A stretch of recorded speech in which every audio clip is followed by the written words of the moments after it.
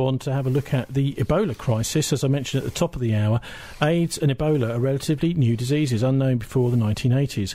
If they're so dangerous, why didn't they ravage mankind before that? Martin, what are your thoughts about this week? Nobody seems to believe that the government's new measures, apparently they've said yesterday that they're going to be at airports checking anybody that's come from West Africa and asking them questions, this sort of thing.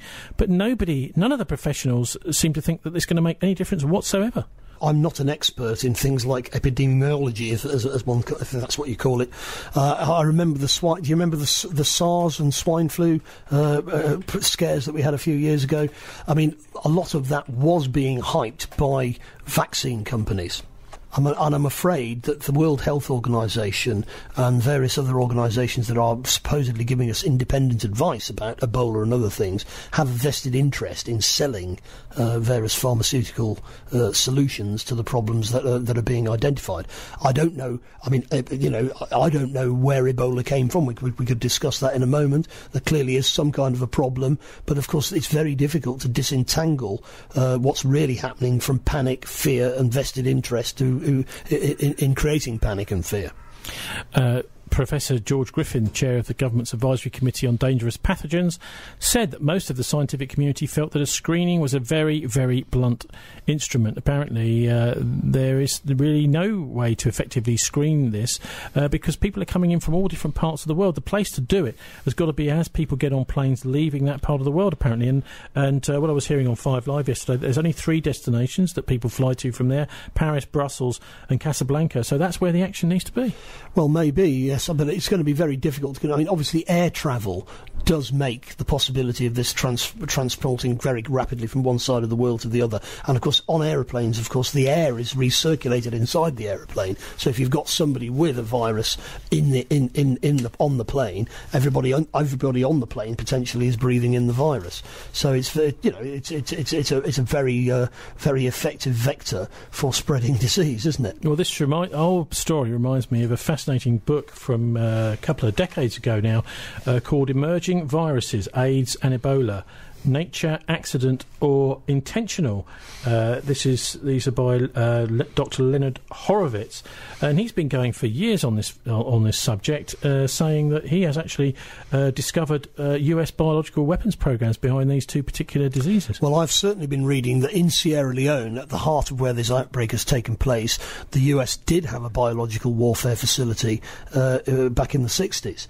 I find it hard to believe that anybody would spread Ebola deliberately as a psychological warfare technique, because it's just too indiscriminate. But at the same time, it is very, very handy for the US military planners that they can now send thousands of paratroops to West Africa. Hang on, paratroops or doctors? No, the Cubans are sending doctors. The Americans are sending paratroops. Although what they're going to do they're going to machine gun the Ebola, I suppose. But I mean, of course, there is a lot of suspicion in Africa about US intentions and real interests. And the spread of jihadism from collapsed Libya and the creation of the Ebola epidemic give a perfect excuse for outside intervention in the region. Well, before we hear from Len Horowitz, there's a couple of stories that come to mind. First of all, this is from the 21st of May this year. Experiments could cause deadly bird flu pandemic, scientists warn. Scientists have created a new and highly contagious form of bird flu that could trigger a deadly global pandemic if it is accidentally unleashed. This is research scientists saying that actually these research programs are inherently dangerous. They're creating biological warfare agents, effectively, or biological, incredibly dangerous strains of diseases, just by experimenting. That they shouldn't be doing it, scientists are saying. Well, they've been experimenting to create biological weaponry for years and years and years for military reasons. So if you're going to do it for military reasons, you then say, yes, but we also need to develop, counter, antidotes and so on, and we can't develop antidotes unless we carry on working on these biological warfare strains. But I mean, the whole thing is incredibly dangerous. As you say, if you're going to go around deliberately creating, violently dangerous pathogens, it's bound to be a dangerous thing to do, isn't it? Then there was another story, also in May this year. Barack Obama's top anti-terror advisor has pledged the CIA will no longer use their vaccination programs in order to cover up spying operations. Well, this is a reference to the so-called assassination of Osama bin Laden, where they gathered information about where he was in this compound by pretending to be vaccination workers. So they're using basically vaccination workers as a cover for a massive spying operation. Yes, which of course means that then of course people actually involved in vaccination programs in Afghanistan then get assassinated by the Taliban as spies. So it was a very, very bad thing for them to do. But also, of course, Simon Hirsch has pointed out the evidence that Osama bin Laden was assassinated in this attack is virtually non-existent to zero, which is why, of course, the body of whoever it was who was assassinated was disposed of at sea. No fingerprints, no photographs, nothing. Okay, in actual fact, it was basically a load of propaganda. Okay, let's hear now from the author of Emerging Viruses, AIDS and Ebola, Nature, Accident or Intentional, that is to say, Dr. Raymond Horowitz. And here he explains why he thinks very few people will actually believe that these kinds of viruses could be deliberately manufactured. The concept that the United States government had something to do with the development of immune system ravaging viruses, AIDS virus, Ebola virus, that most people can't believe this. See, as a behavioral scientist, as a behavioral science expert, I knew most human beings who developed because of loving parents who instilled ethics and morals and values could not conceive of this level of evil, that they would never believe it. If you leave here today, I guarantee you, 9 out of 10 people that you speak and you tell them about this, you will see a window shade of disbelief come across their eyes, and you know you're no longer talking to a human being with ears. And so, knowing that ahead of time, as a behavioral science expert, I said, I got to reprint the most incriminating documents so that it is totally there. It is no question. And so, this is one of numerous documents that you see reprinted in the book, Emerging Viruses, AIDS, and Ebola, where this is from the journal Nature, 1970. And you see Robert C. Gallo from the National Cancer Institute. You see Robert C. Ting from Bionetics Research Labs, Bethesda, Maryland. And it turned out that about a third of what Dr. Robert Gallo published, he published with Bionetics researchers. Have you ever heard of Litton Industries, folks? You know, Litton has Litton. A lot of people know them from their microwave ovens. But besides microwave ovens, they're a highly diversified company. They're heavily involved. Interestingly enough, they are among always the leading military weapons contractors for the world. And they have a medical subsidiary called Litton Bionetics Research Labs, a documented biological weapons contractor. And you see that Dr. Robert Gallo, about a third of 25% to 30% of what he published, co-authored with these people. Now here what they're studying, without getting too technical, is an enzyme called reverse transcriptase. It's actually, the technical name is RNA-dependent DNA polymerase of human acute leukemic cells. That is a unique enzyme called reverse transcriptase. It calls for life to operate in reverse, this enzyme does. And you see, in cells and tissues, what it calls for is that DNA is to be taken, and from DNA, this blueprint, new RNA is created, which then serves to bring and establish proteins, amino acids and proteins to the protein manufacturing station of the cell called the ribosome. And it is here where proteins are built, new cell parts are built, and new cells, healthy, happy cells, evolve. DNA to RNA to new proteins to new cell parts to new life. This enzyme says, we're not going to have that anymore. We're going to go backwards. We're going to take a single strand of RNA that the virus is going to present.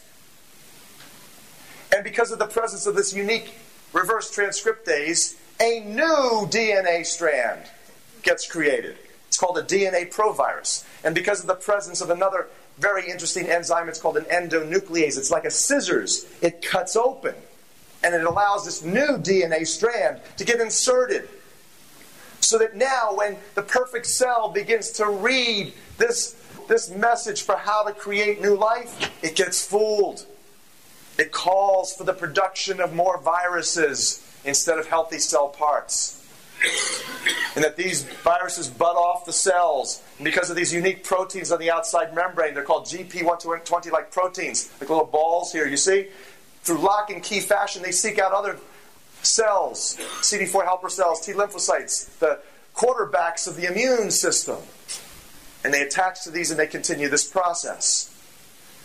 Now, this is being done by Robert Gallo and his associates from Bionetics Research, and they're studying this in human acute, that's quick-acting leukemia cells. This is in 1970, folks. This is 14 years before this man allegedly discovered the first AIDS virus. This is the enzyme that makes the AIDS virus tick. This is also the enzyme that makes the leukemia virus work. And this is 9 years before this man allegedly discovered the first leukemia virus, HTLV1. And, as I said, his co-authors from Lytton Bionetics just happened to be 6th on the list of major Army biological weapons contractors at that time. This is directly from the United States Congressional Record. What else were they doing and publishing? Well, they were the world's preeminent experts in monkey cancer virus research. And what they were doing in not only monkeys but primates, man as well, was they were taking these viruses that they knew would cause cancer. For example, they took woolly monkey viruses and rhesus monkey viruses, including this thing called SV40, simian virus 40. It was the 40th monkey virus ever discovered. This virus was discovered by Bernice Eddy. She found it late 50s, early 60s. She inoculated this vaccine containing SV40 into virtually every animal, and the animals started to die. She inoculated a dozen monkeys with these. All monkeys keeled over, paralyzed, or dead. She took photographs. She presented the photographs to the National Institute of Health director, who confiscated the photos and then proceeded to demote and defund this woman. It took her 10 years before she struggled in a crusade to get to Congress. And in front of Congress, she said to the congressman, 1972, she says, if you continue to allow these contaminated vaccines to go out, I guarantee you over the next 20 years, you will have epidemics of cancer unlike the world has ever seen. Well, pretty frightening stuff, Martin, but also all under the guise of US defence contracts with these companies, this company Lytton Bionetics, and funnily enough, in the same exact place as we were talking about Rita Katz the other day, who released the beheading videos, Bethesda, Maryland. Yes, that was quite a technical presentation, but I think the take-home I get from that is, let's face it, they are developing biological weapons which are designed to kill people, and it's quite easy to imagine that those could escape from the lab and become a threat to humanity. I mean, how stupid we are as human beings. We are paying people with our taxes to create things to kill us, and even whether it's done by accident or design, it's potentially disastrous for us, isn't it? Okay, a short clip now, another one from Leonard Horowitz, which is really where he actually discovers the original contract, 1962 Department of Defence contract with this company, Lytton Bionetics, to develop these kinds of viruses. Now, why can I stand before you so clear and so sure of what I'm telling you is the gospel? Well, because I found the contracts. In fact, what you're looking at here is the contract under which numerous AIDS-like and Ebola-like viruses were developed. This is Robert C. Gallo, project officer from the National Cancer Institute. Here's Robert Ting. See, John Landon was director of Bionetics Research Labs, National Institute of Health contract number 712025. It was entitled The Investigation of Viral Carcinogenesis in Primates. That's cancer production through viral infection in monkeys and humans. And you look at the date that they started, those in the front can see, February 12, 1962. And you see how much they were paid was $2.153 million. That's what is on the contract summary report. $2.153 million. quite a lot of money in 1962. And one of the things that actually made me particularly interested in Len Horowitz's stuff is there's loads and loads of fake videos on YouTube which pretend to be him, which are actually sort of gobbledygook videos. There's been a big attempt, it seems, to discredit his work and also to make it difficult to find. Yeah, well, if you can imagine that they are developing these viruses, which are anti-personnel viruses, they've been caught doing it, and they've also been caught potentially deliberately spreading these viruses around. Of course, they'd want to cover their tracks. It's a bit like 9/11 we were mentioning earlier. It wasn't just an inside job. There was then a whole propaganda campaign surrounding it. It wasn't, the psychological warfare very much shapes the world we live in. And I'm afraid it's becoming even more apparent as time goes on. Now, another story. Blighty, welcome your new faceless MI6 chief. Got to cover this one, Martin. A new boss of MI6 has been appointed.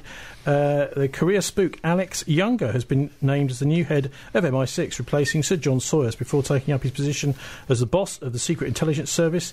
This is SIS, which is more widely known as MI6. Younger oversaw its global operations. After joining in 1991, he was posted to Europe and the Middle East before becoming the senior SIS officer in Afghanistan, one of the permanent government. Well, yes, well, as I said earlier, Roland Dumas, the French foreign minister, is on French television as saying that the British approached him before the war in Syria, saying, we are going to run an armed uprising in Syria. I wonder if this chap knows anything about that, because if he does, then maybe it's time for the police to feel his colour. We could only hope, apparently, that the new C is a bit more clandestine than his predecessor, whose wife famously blew his cover by publishing a number of family photos on Facebook. Younger said, I'm delighted and honoured to become chief of SIS and lead one of the best intelligence agencies in the world. What do these intelligence agencies actually do nowadays, and how accountable are they? Well, they're not very accountable at all, and what they do is they don't tell us what they do. What they do is an awful lot about it. It's not gathering intelligence, it's actually pushing disinformation. Are they working for our elected representatives, politicians, or are they just working for big corporations and trying to grab resources? There is prima facie evidence that MI6 were involved in starting the war in Syria. Not Assad, MI6. Now that means that we, the British people, in our name, have actually begun a civil war. And it may be that they know something about the shootings at the begin in the demonstrations that began the civil war, where people were shooting both police and demonstrators, as they did in Venezuela and as subsequently happened in Kiev. I'll bet you MI6 know an awful lot about that. The police should feel their collar. OK, Martin, thanks very much. Time to sign off now. Murdoch News at 7 time, followed by Mohammed and his Arabian Nights. Thanks to our guests in the first hour, Conservative MP for Bristol North West, Charlotte Leslie. Thanks also to HSBC whistleblower Nicholas Wilson and his website, nicholaswilson.com. You can follow all of our material, links and things on the internet at www.thisweek.org.uk and my own Twitter feed at Tony Gosling. See you next week, and don't let the banksters, particularly HSBC, get you down. Live from the Sky News Centre.